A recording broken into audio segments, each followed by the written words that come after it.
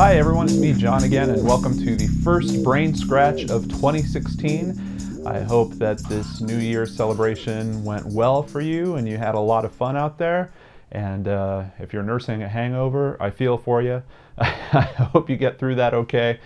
Before we start today's episode, I just wanted to do a few quick shout outs. It was kind of a big week last week in terms of other YouTubers promoting myself and BrainScratch, and I really appreciate all you guys, so I just wanted to call out first of all Garuna X. You might have heard of him on one of my previous videos. He's done some excellent coverage. I really like his stuff on the Lars Matonk mystery, and I'm considering him a fast friend. Very good work.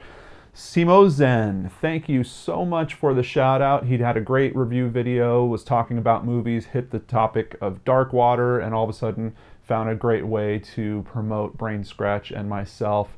Really appreciate the shout out. Thank you so much for that.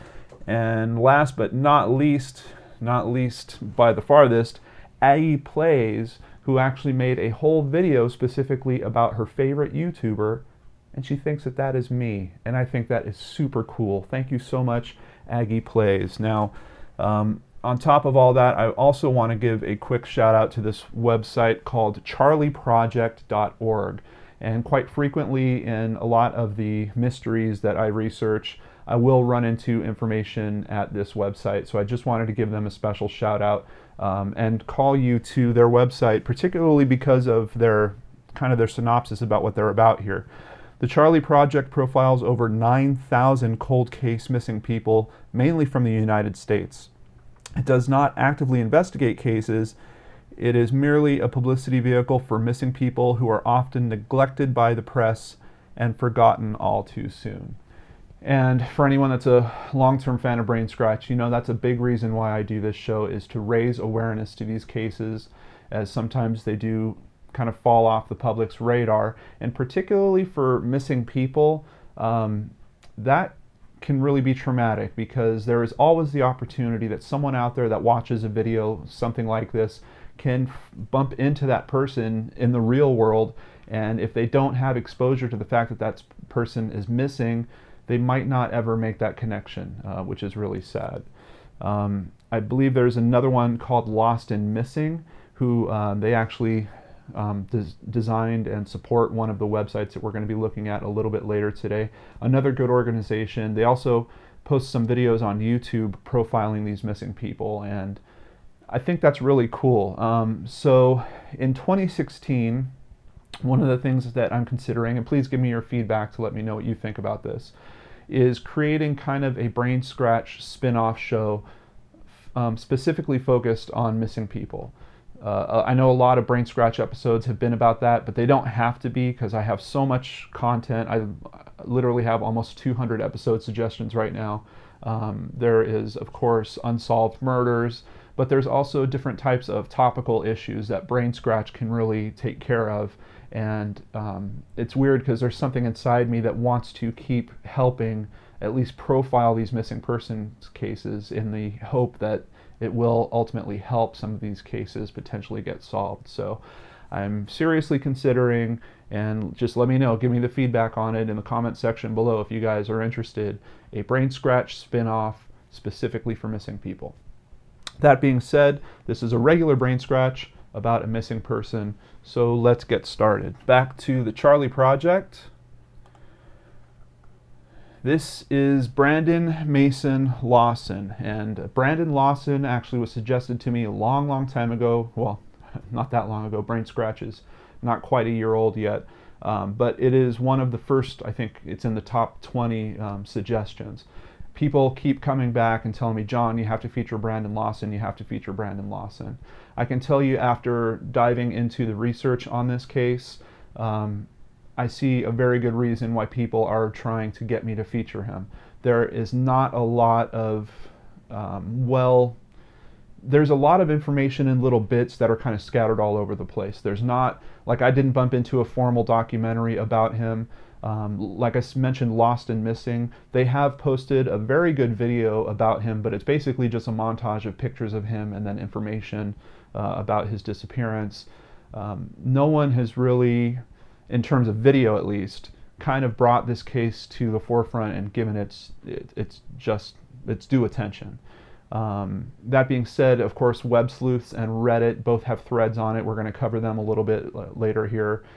So people are talking about Brandon. People obviously care about Brandon, but I thought, hey, let's do a BrainScratch episode, and hopefully we can bring some more attention to this case. This takes place in Texas, and he was actually living in San Angelo, Texas, which is population is just a little short of 100,000 people.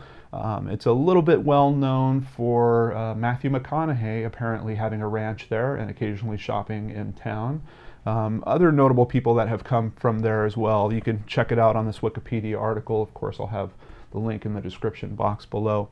But Brandon essentially had an argument with his longtime girlfriend that he had several children with, and he went driving off into the night, heading towards Bronte, Texas. Now, Bronte, Texas is much smaller. As of the 2010 census, the population was only 999 people. As you can see, we're talking about the middle of Texas, just about smack dab in the middle of Texas for both San Angelo and Bronte. And I believe they're about somewhere between 30 and 40 miles apart. So this was a bit of a drive. And this is happening in what is known as Coke County, Texas. So back to the Charley Project for the details. Brandon went missing on August 8th, 2013. We're going to get into all the details about what happened that evening. The classification is endangered missing, and I believe there's a very good reason for that. There was actually a 911 tape released of his phone call, and he appears to be in distress. We're going to listen to that a little bit later as well. His date of birth was November 18th, 1986. He was 26 years old at the time he went missing. He is 5'9", 230 pounds, Caucasian male, brown hair, blue eyes, multiple tattoos, scars on his chin and left knee, one ear pierced. The clothing he was wearing was a yellow shirt, camouflage print shorts, and a white 2013 Air Max shoe type. Photos of similar shorts and shoes are posted below the case summary. So here they have kind of, here's the photos of the shorts and the shoes. And here they have a brief description of the details of his disappearance. Lawson was last seen in San Angelo, Texas on August 8th, 2013. He got into an argument with his longtime girlfriend and left home at 11:54 p.m., intending to go to his father's residence. About 45 minutes later, Lawson called his brother to say he'd run out of gas. He then called 911 to say he was stranded. The call was garbled and Lawson was difficult to understand. He said he didn't need an ambulance but asked for the police to come. Lawson's brother and his brother's girlfriend went out to bring Lawson their gas can. When they asked him if he needed an ambulance, just worth noting, he actually did say yes at first, but then he corrected it himself and said no, the cops. And I believe that's because of some type of fear that he was in about what was going on, about possibly something he had bumped into or the fact that he may have been injured, but we'll get into those details in a bit. The police and Lawson's brother and his brother's girlfriend arrived at Lawson's truck at the time. It was on US 227, 4.5 miles south of Bronte, Texas, and not far from a rest stop, and parked haphazardly. Apparently, the front of it was kind of pointing back out into traffic, which his girlfriend also thought was kind of odd, because if the truck was running out of gas, you would have some time as it was rolling to pull over to the side and to get it parked off the curb properly. And it's a little strange that for some reason it was like it went off the curb and then pulled back in like it was trying to get back onto traffic. The gas tank was in fact empty. The vehicle was undamaged and Lawson wasn't there. His keys and cellular phone were also missing. A photo of a similar phone is posted below the case summary. Once again, I have to call out good work. Charley Project, very good work on getting these pieces of information and having photos here for us to review. His brother called him again and Lawson said he was 10 minutes up the road. He added that he was bleeding. The phone went dead at this point. An extensive search of the area turned up no sign of him. However, he's never been heard from again. His family didn't find out he'd called 911 that night until they viewed his cellular phone records. Lawson had an outstanding felony warrant, but his family doesn't believe he would have run from the police because of it. Apparently, he had just found out about that warrant, I think a month or two prior to this incident. He was looking to get it handled. I think he had already contacted a bail's bondsman to figure out what next steps to take. So, yeah, he's got a warrant, probably doesn't want to bump into police. However, the nature of whatever's occurring in the 911 call appears that it supersedes that concern, especially because he specifically asks for the cops. So, he worked in the oil industry at the time of his disappearance and left behind 4 children, 3 with his girlfriend and 1 from a prior relationship, although investigators have stated there's no evidence of foul play in his case.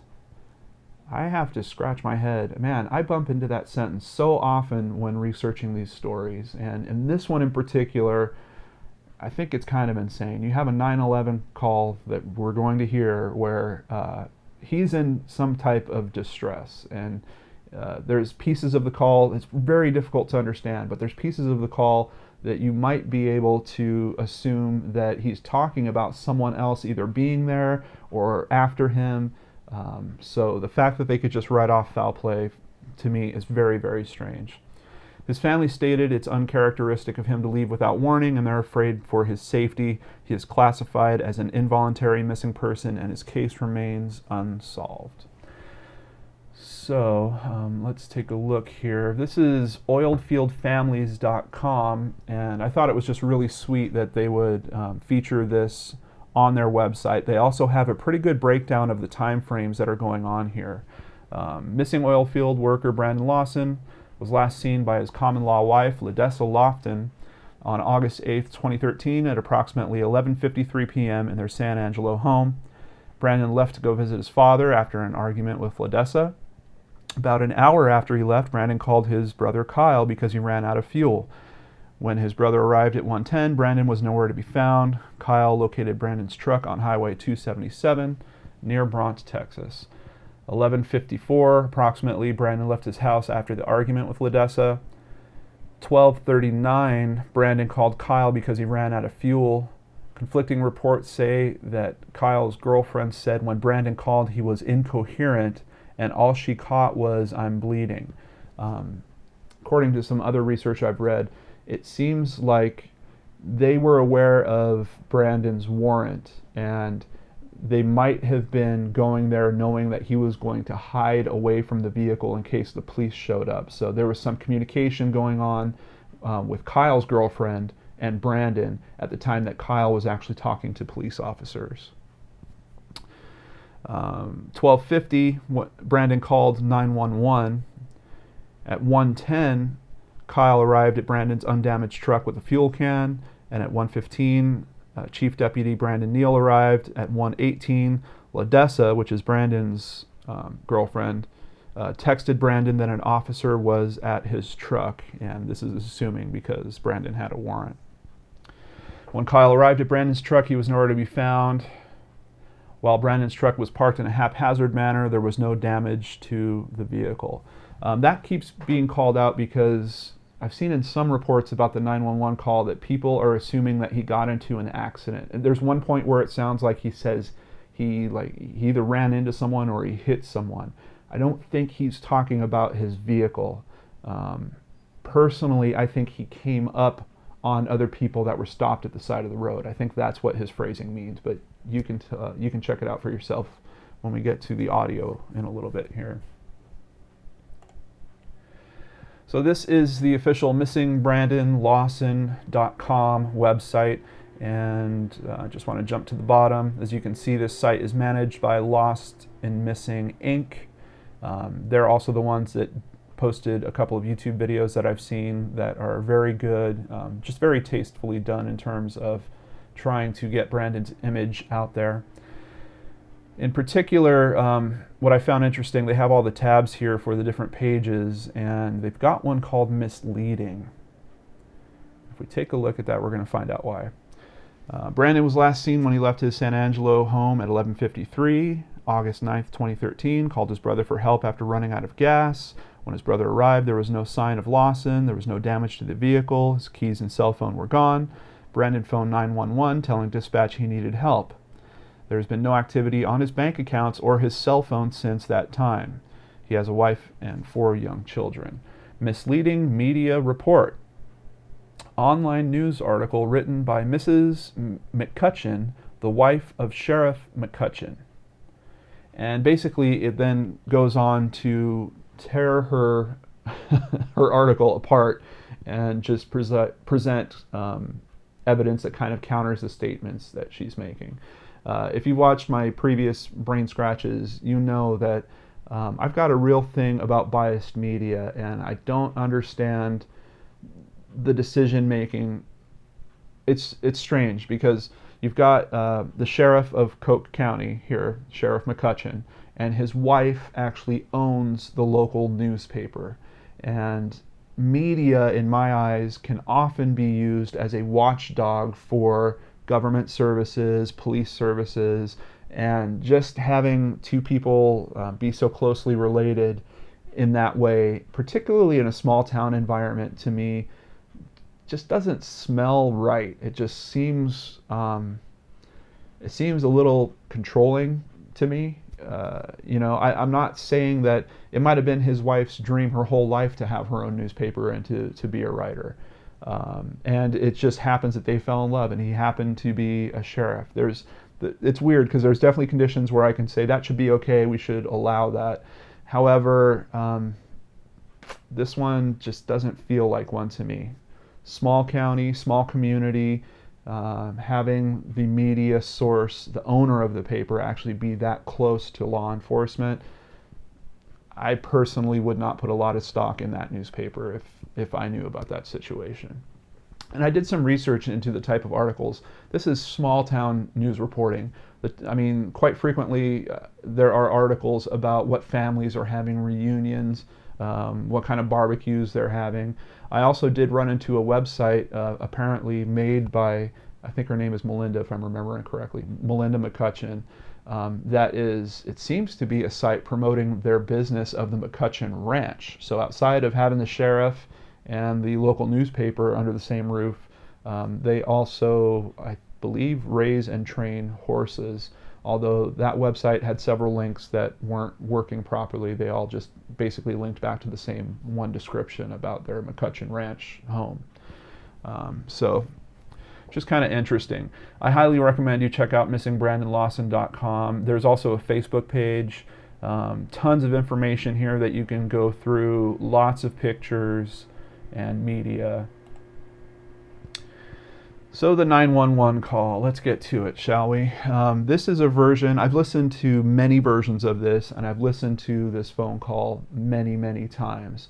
And I would just recommend to you that possibly the first time you listen to it, maybe you close your eyes and see what you hear for yourself. This version I'm about to play has been slowed down. His speech pattern is very fast. It appears that he's out of breath, but this slowed down version is the one that seems to be the most coherent in my experience of all the ones that I've listened to. This is the one where you can kind of almost hear each word and try to figure out what he's saying. Also keep in mind he appears to have a bit of a heavy Texan accent, so that might be skewing words a little bit. 9, 2013, 0, 50 and 38 seconds. No emergency. Yes, I'm in the middle of the field. The shape was just pushing guys over.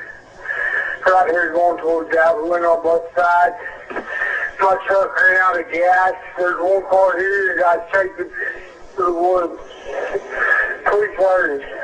Okay, now run that by me. And when I talked to him, I surely ran into him. Ah, you ran into him. Okay. That's the first guy. Do you need an ambulance? No, I need the cops. Okay. Is anybody hurt?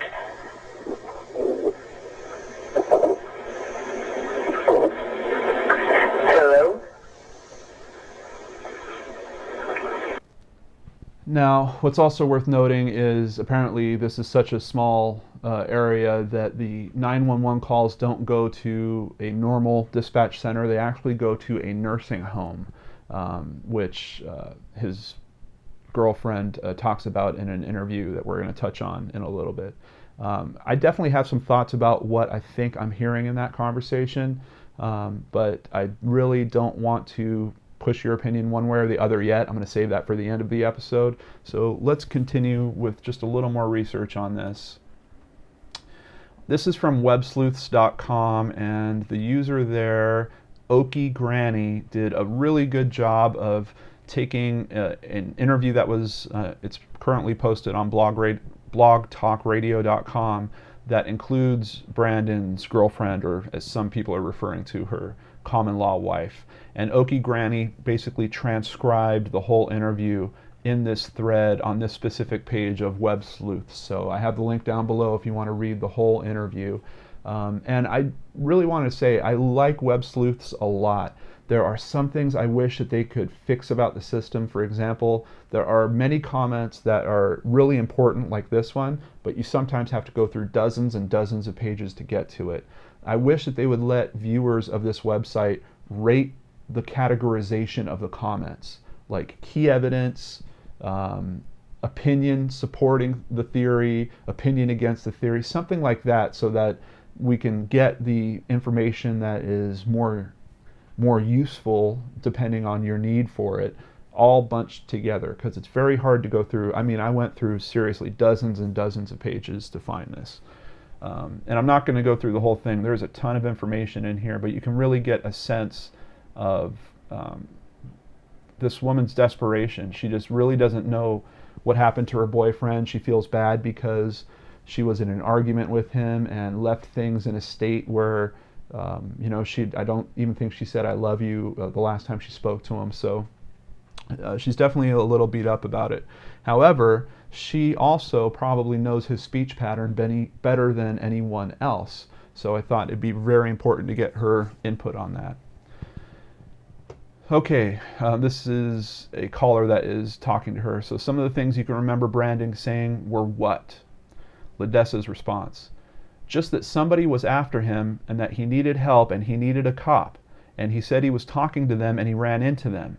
He never said that he hit somebody or somebody hit him. I don't know what Brandon meant by that, but then he said that he was in the middle of the field, and then at the end she was like, "Is anybody hurt?" She goes, "Do you need an ambulance?" He said yes, and then he said, "No, I need a cop." So he said yes and he said no. So I really don't know what Brandon meant. I think about it all the time. For me, it's emotional. I'm not going to want to say somebody hurt Brandon, but now it's been this long. Do we know that somebody hurt Brandon? We don't know. I don't know what to think sometimes. And that particular piece just really gives you a good piece of insight into what her mindset is around all this. This woman is confused. She's now attempting to raise these kids on her own. It's a very sad story on several fronts, outside of the fact that this guy's missing and we really don't know what happened to him. So I bumped into some local media, SanAngeloLive.com, which wrote up a report here. And you might want to check out this link because in the comments below it, there are some people that are claiming to be locals that have some personal insight. They don't say the nicest things about Brandon or his brother Kyle, but you might find it interesting. But this is from the article. And basically, I'm reviewing this part because I just want to continue down the thought of what does Ledessa think happened to Brandon. "I think he's out in that field," said Lawson. "There are wild hogs, there are wild snakes, you know, there are all kinds of things out there that can do stuff to you, and coyotes. There's so many ditches, so many wells, so many stuff that you can fall in, you know." Apparently, this is a huge open land, and it's like hunting land. It's there's not trails. I mean, there might be light trails, but it is very dense, very thick brush, and he's running around it in the middle of the night. You know, who knows what type of lighting he has, if he's smart enough to kick on the light on his cell phone or not, or if he's trying to hide from someone so he doesn't want to use that. So I think she raises a bit of a valid point in that he could have easily tripped or become more injured than he already was, because it kind of sounds like he was injured already on the 911 call. However, they've done several searches in around this area. They're not claiming that they have searched it all. I mean, we're talking 30 to 40 miles of just open land. I think it's 3,000 acres, if I recall correctly. So it's pretty tough. They also do have a ping from his phone that happened, I believe it happened 30 minutes after the last time anyone was in contact with him, and it seems to be about 3 miles away from where his truck is.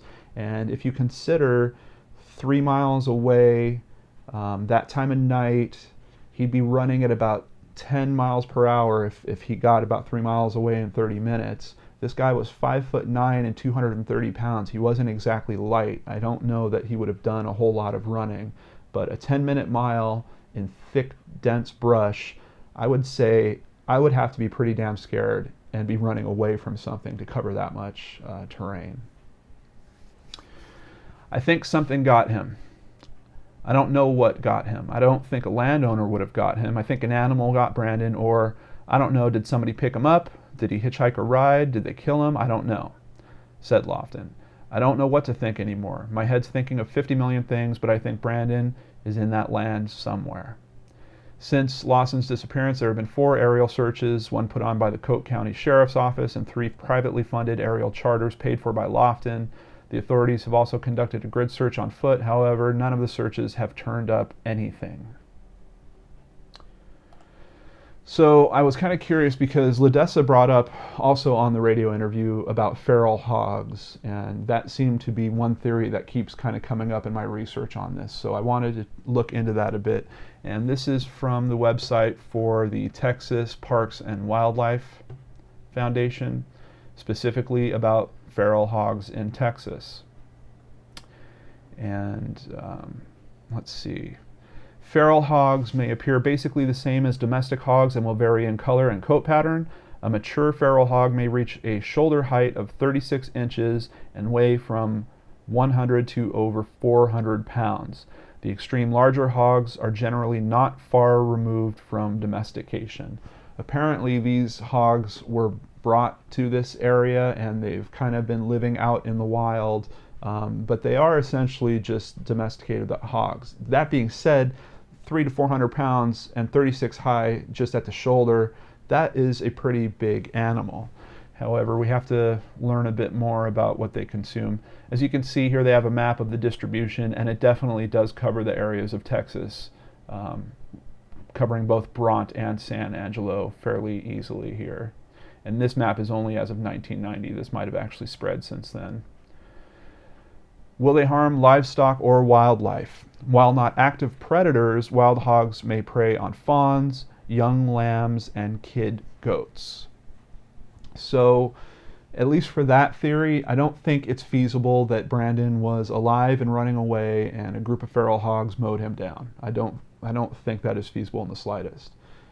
It could be that if he was already gone, if they came across his body in some way, that they might have helped destroy that evidence in terms of consuming it.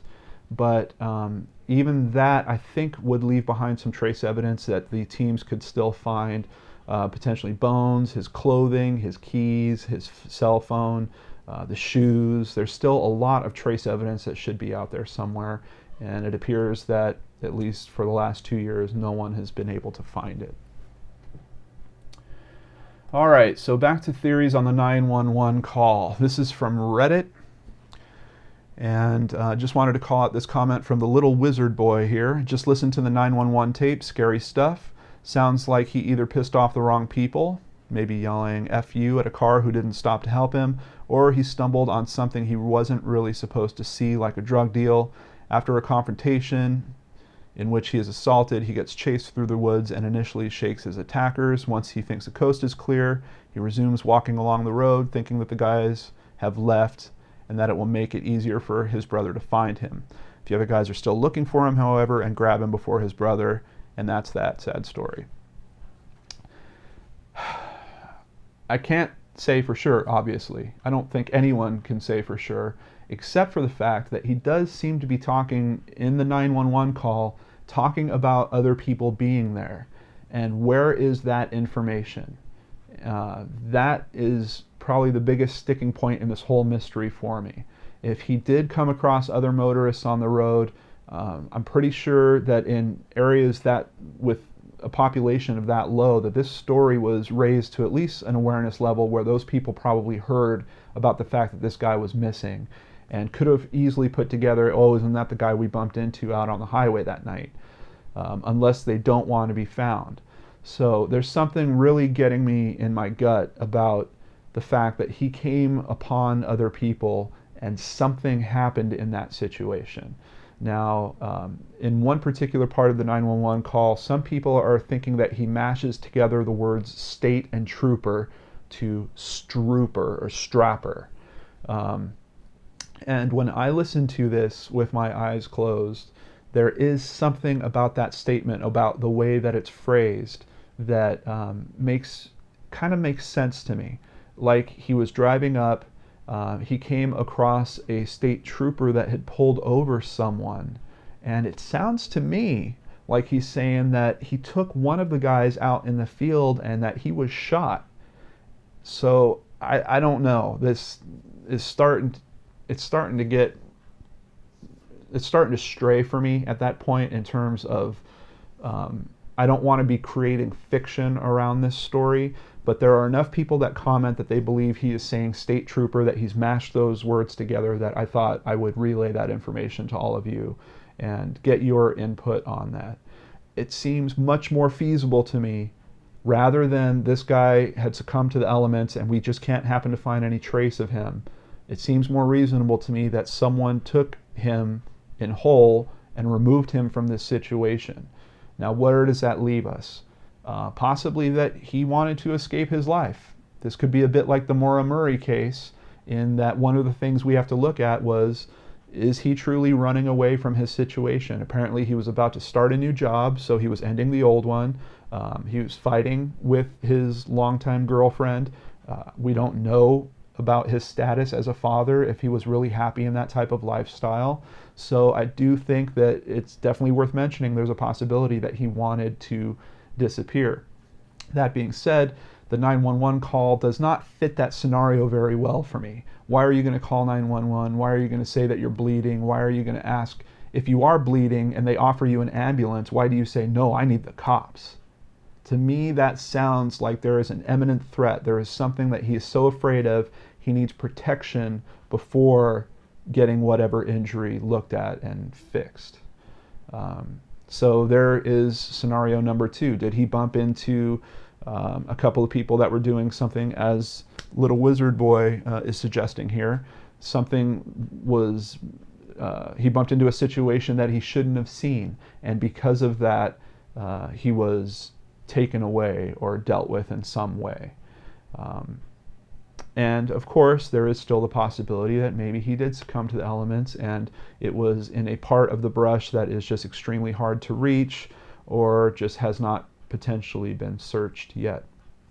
One last little thing I want to leave you with. If you look at the full transcript of the interview with his girlfriend, you will also find out this information about her hiring a private investigator, and apparently that last ping location that I was telling you about, well, there's a little debate there. The authorities also figured out his last ping, but the private investigator, who I suppose has some friends that must work at the phone company, found out information that was different. It gave a different location than the last ping the authorities had.